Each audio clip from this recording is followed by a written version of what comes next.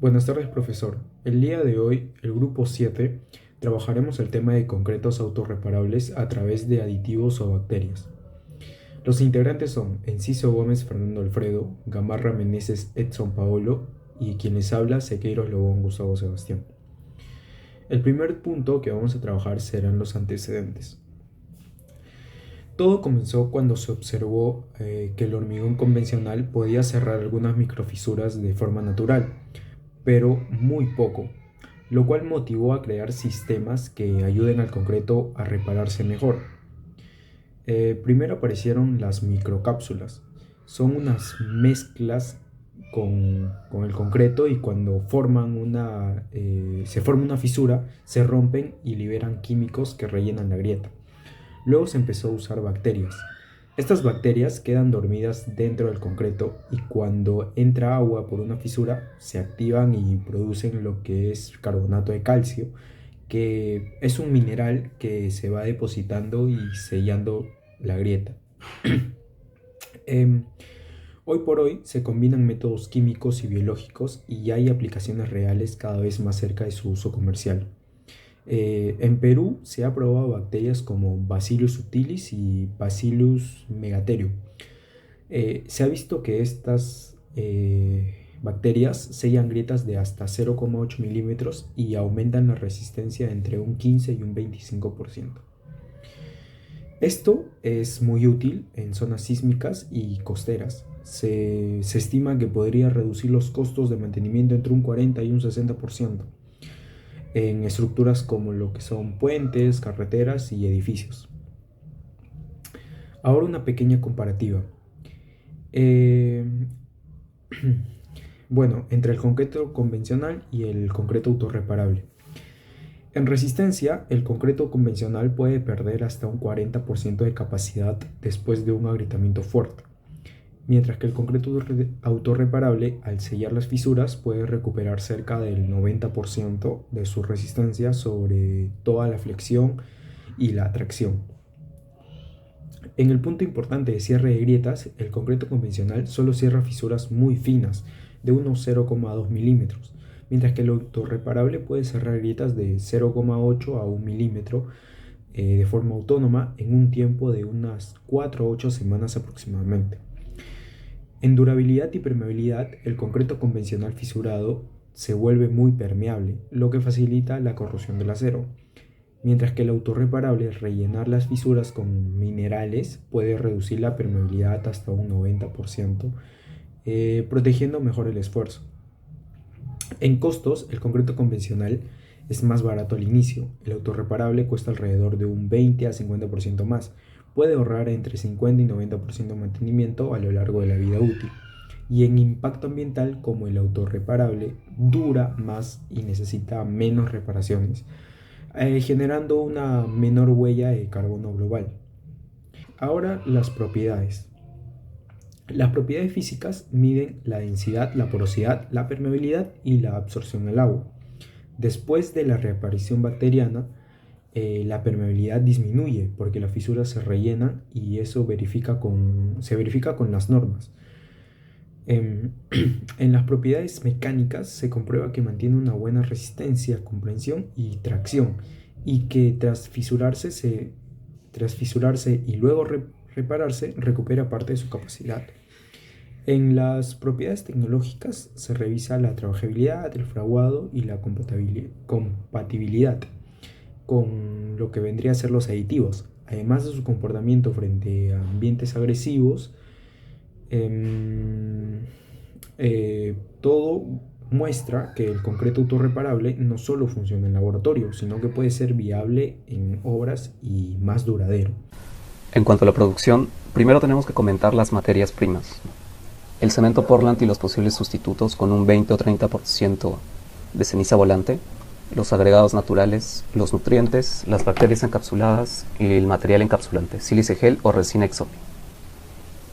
En esta etapa se aseguran que las bacterias sobrevivan, se protejan y quedan listas para activarse cuando aparezca una grieta en el concreto.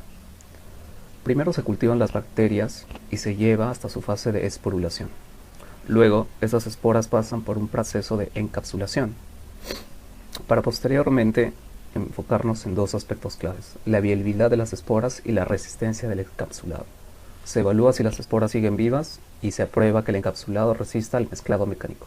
Finalmente, se verifica que el portador libere las bacterias solo cuando entra el agua.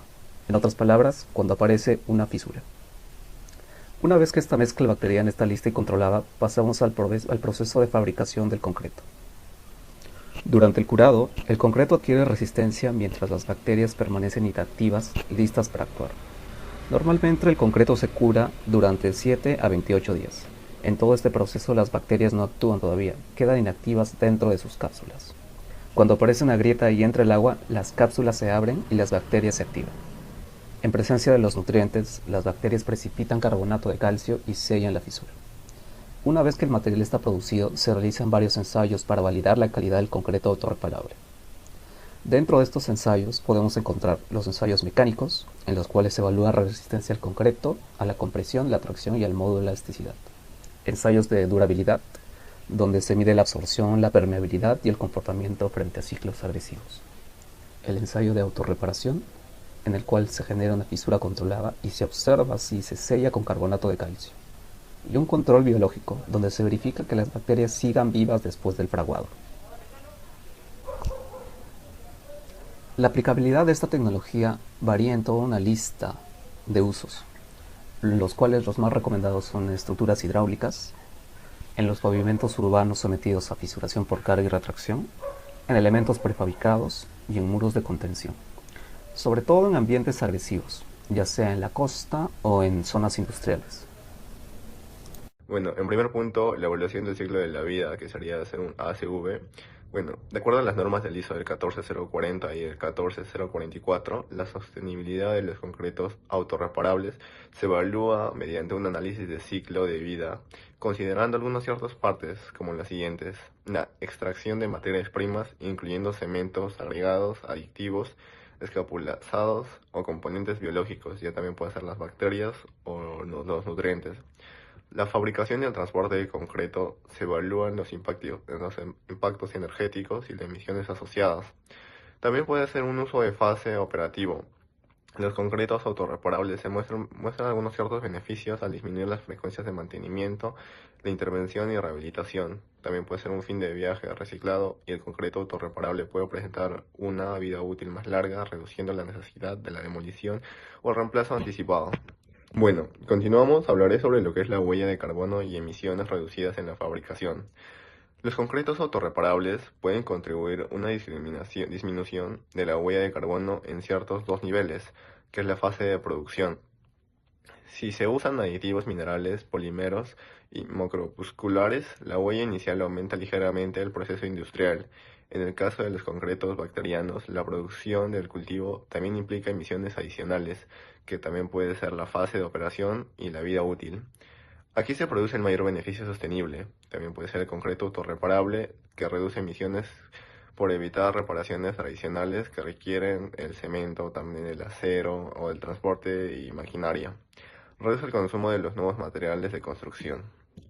Bueno, continuando con la durabilidad y la reducción de mantenimiento en 206-2013, los concretos autorreparables cumplen con criterios de durabilidad definidos por los siguientes puntos, que sería que en 206 a 2013, más el A2, que sería el 2021, que establece requisitos para la resistencia a la penetración en los cloruros, en la carbonización, en los ciclos de hielo o de deshielo, la permeabilidad frente a agentes agresivos.